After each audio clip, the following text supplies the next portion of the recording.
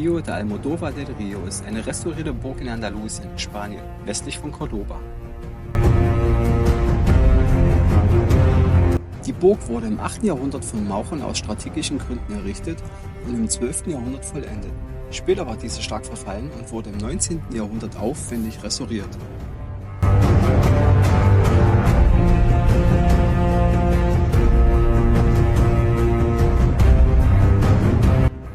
Ein Teil der 7. Staffel der Serie Game of Thrones wurde im Schloss gedreht. Es zeigt das Zuhause des Hauses Tyrell, Rosengarten. Ebenso wurden auch Teile von Casterly-Stellen, dem Stammsitz des Hauses Lannister, hier gedreht.